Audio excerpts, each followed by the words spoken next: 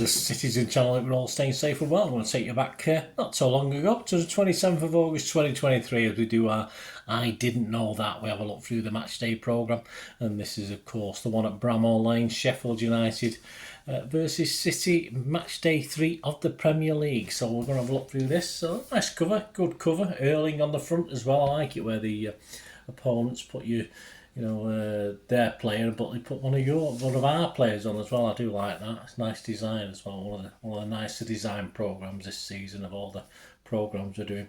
So we're going to have a check any facts and oddities, and then I'm going to read a little bit of an excerpt of a match report of a Sheffield United City game out of this as well. Please, if you are new to the channel, push that subscribe button, push the bell notifications. Everything City, past, present, and as long as I can keep going, and that's forever for me, perhaps, and onwards and upwards. Us will still be around. That's what's so wonderful about social media now. Many people will still be around even when they've gone, won't they? So it's sad, but it's true. That's how it is. Please, if you do like it, please spread the word. Please give us a thumbs up, guys. Give us a like if you can. That'd be absolutely fantastic. Right, the programme, cheap enough still, so only £3.50, so up there with the cheaper ones there are. 100 pages, I'm not saying the action-packed pages, quite a lot of adverts, etc. But it measures up at 210mm by 147mm, so not a specific paper size, if you like, but a nice compact, readable size. And as I said, the cover, very good cover. I like the black and white images against the red background as well. That looks really very, very good and modern. So here we go. What did you know about Sheffield United? Anything I found out about Sheffield United? Perhaps I didn't know, and perhaps or I might have known and think you don't know. But they do have a new sponsor this year. CFI Trade. These were founded by a gentleman called Hisham Mansour. I don't think he's any relation. I've had a quick check. I can't see any links to our Mansour, but there you go. So a new sponsor on the shirt. So it's always interesting when you get new sponsors, isn't it? And they have a Beanie Traore. That name Traore always fills me with dread when I hear Traore. But apparently Traore. This isn't from the programme, but I was watching something on YouTube the other day. And it is the most popular surname currently in the Premier Division. So Traore, there's 5 of them knocking around. So it's not Smith or Jones or anything like that. It's Traore. We've got Brazilian-born Gustavo Hamer. He became the 6th Blade to score on his debut in a 2-1 loss, unfortunately, to Forest at the City Ground. He did say, obviously, he would have given up that goal as long as we didn't lose the game, but that's how it is. But only the 6th Sheffield United player to score on his debut. Remembering cricket at the Lane, this looks back at when Yorkshire will play, of course, based in Headingley, but of course, like Lancashire do, they do travel around the county and playing at certain other grounds. And of course, he would play at Bramall Lane there, cricket in the summer. Well, we'll talk about summer, but more of that in a moment. And this little feature looks at fans' memories of the cricket. And as you probably know, if you watched any of my old vlogs, obviously, when we did the history vlogs, my first visit to Bramall Lane, I entered next to the pavilion. It was still a cricket ground. There was actually the actual plans to build what was then and now the Tony Curry stand at the time. So it was in its infancy. But when I first went to my first game at Bramall Lane, it was still a cricket pit. It was still a cricket ground with a pavilion standing. But it didn't last for too much longer after that. And there's a great image. We'll talk about that later. Some young fans, well, perhaps not so young fans, enjoying this summer sport. Yeah, they look bloody freezing. So that's typical, isn't it? The Blaze lost unusually. I was looking at their pre-season games, and they did lose to Girona 2-0, which I knew about. But they actually played at the CFA. They played that friendly game behind closed doors on the 26th of July at the CFA. Of course, City's linked with Girona as well.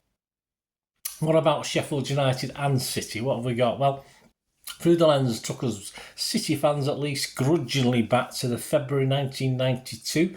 If you were there that day, a depressing 4-2 defeat shows a disconsolate ex-Blade, yes, Keith Curl, is looking back in despair as Dane Whitehouse scores the fourth and final match-winning goal. Of course, in the background, you've got the Sheffield United cop, the ecstasy and the agony and the ecstasy. Although a couple of those Sheffield United players don't look out that enthused, but there you go. Curley and Andy Hill were the City scorers that day.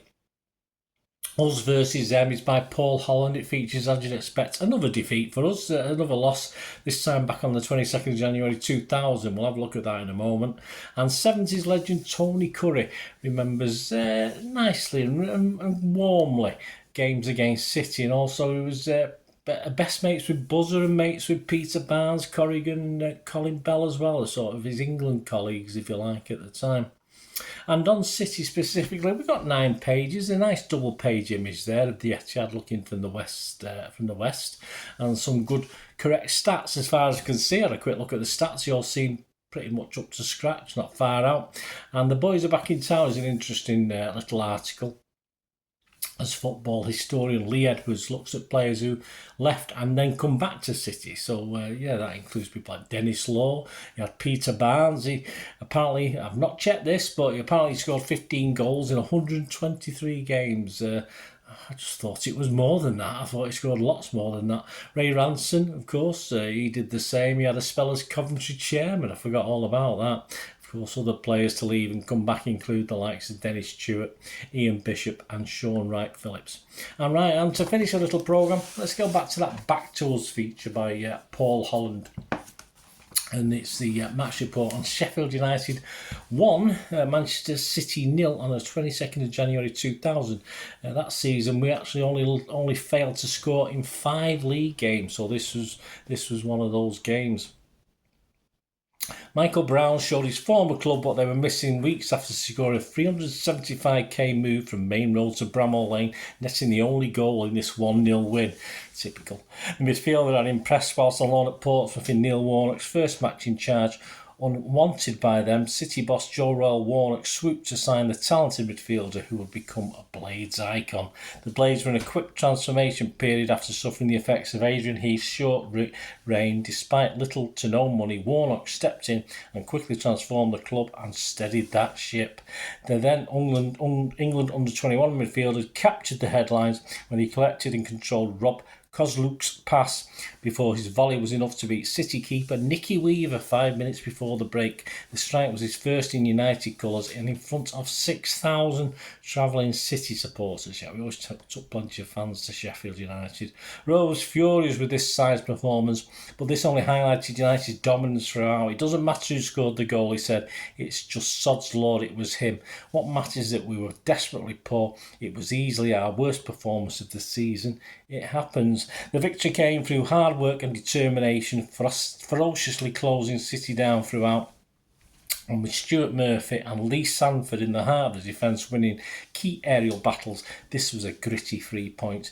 United were well worth their win, and despite City stirring late on, the Blaze did enough to hold off the likes of lethal striker Sean Goulter. In fact, United ought to have doubled their lead on 79 minutes, but substitute Peter Cachuro fired wide with the goal at his mercy, with only Weaver to beat. So there you go. It's a little match report, a little bit depressing, but I thought we'd share that. It's nice to have old match reports and see old names and remember old players, etc. And certainly the City players, if not so much the Sheffield United players. So there you go.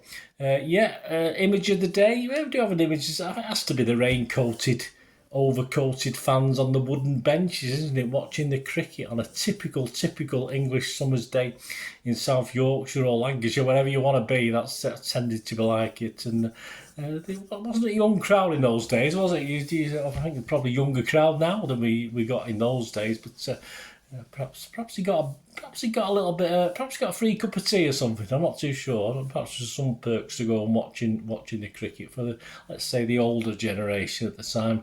And of course, looking at that picture, sadly, I don't think any of those spectators will be with us now. That's life and that's death, isn't it? That's how it goes. I'm a cheerful sod answer today. What am I going on about? Anyway, I hope you enjoyed this. I didn't know that on this Sheffield United versus City Premier League Match Day 3 programme from the 27th of August 2023. Let me know, guys. You can get this. I got this through eBay. I couldn't get it from the club shop, but always check the club shop. Sometimes they don't always have them on, but sometimes they do, and it's okay. It's all right. It's not a bad program. I say I'm not rating them this season, but a nice cover. I'm rating the covers, so keep your eye out for that on Twitter. And I might do an end of season special, but I think Sheffield United will consistently be up there near the top when they produce the home programmes.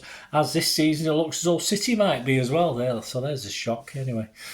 For City to be up there. I've not usually rated the programmes that high in the last 2 or 3 seasons, but still the covers are impressive. I'm not saying the inside's great, but there you go. It's all about presentation, isn't it? Thanks for watching, guys. Let me know your thoughts. It'd be great to hear from you. Till we meet again, that's one thing, don't I? Please stay safe, Blues. Come on, City. Bye for now.